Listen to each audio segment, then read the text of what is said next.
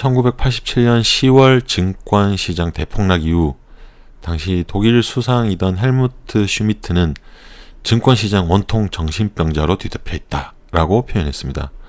이 말은 당시 증권시장을 확실하고 적절하게 표현했다고 평가받습니다. 구스타브 르봉은 군중심리라는 책에서 대중은 알지 못한다 라고 기술했습니다.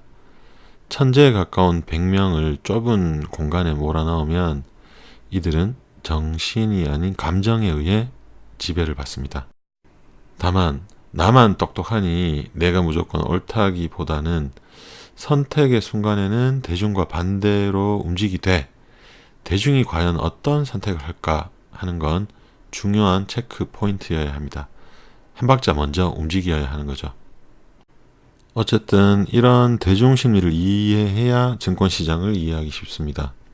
시장 심리는 단기적으로 혹은 중기적으로는 시세의 90%를 결정합니다. 물론 장기적으로는 근본적인 이유들이 보다 큰 역할을 하게 됩니다.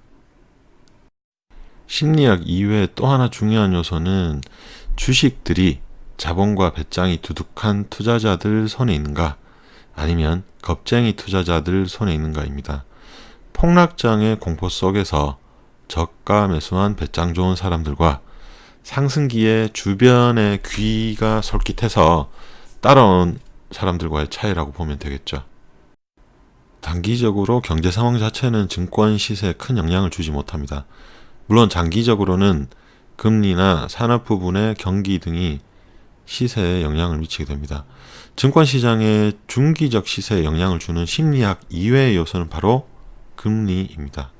조금 정리하자면 증권시장의 시세를 결정짓는 큰 두 가지는 통화량과 신주 발행, 또 심리적 요소입니다. 더 간단하게 말하면 시세는 결국 돈과 심리입니다. 그러면 우리는 어떻게 대응을 해야 하나? 보통 시세가 상승하면 사람들이 몰리고 시세가 하락하면 사람들이 떠난다라는 말이 있습니다. 비트코인을 보면 얼추 맞는 말 같기도 합니다. 주식시장은 단순히 저런 논리로 접근하면 쉽게 이길 수 없습니다. 구체적으로 상승이나 하강을 크게 세 단계로 나누어 봅니다. 조정 국면, 적응 국면 혹은 동행 국면, 마지막으로 과장 국면. 조정 국면은 자동차 핸들을 틀듯이 방향이 바뀐다고 생각하세요. 적응 국면은 기존의 추세가 계속된다는 의미. 과장 국면은 말 그대로 그 추세가 강화된다는 의미입니다. 이 3단계 추세를 상승장에 적용하자면 큰 폭의 하락을 했던 종목의 시세가 어느 정도 안정화됩니다.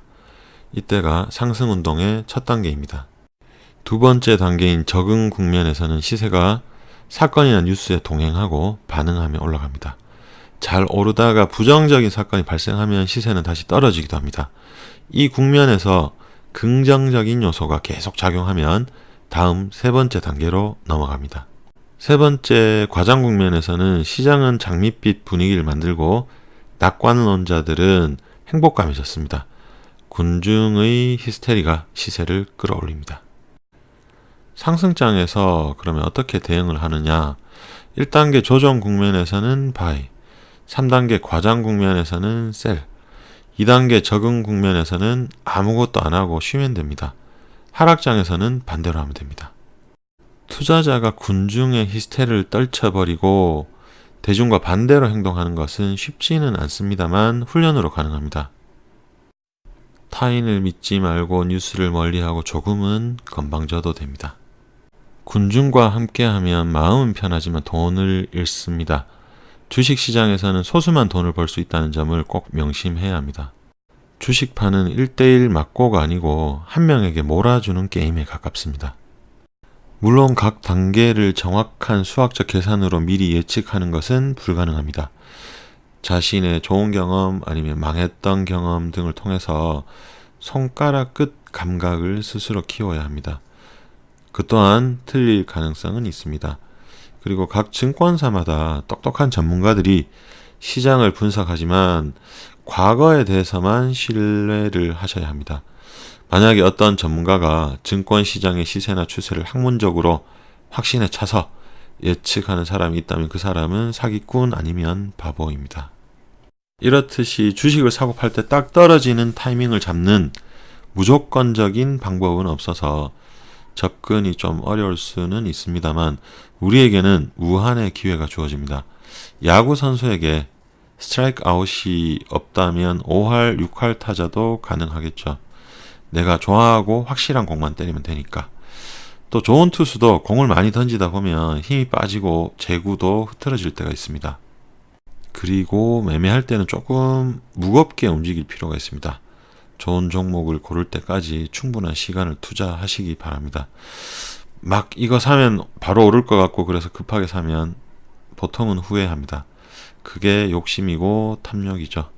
반대로 내가 산 주식이 떨어진다고 해도 종목에 대한 어느 정도 확신이 있으면 당황하지 말고 플러스가 될 때까지 기다려 보는 것도 공부고 경험입니다. 심리에 대한 이해를 하고 시세를 보면 투자 성공 확률이 많이 올라갈 겁니다.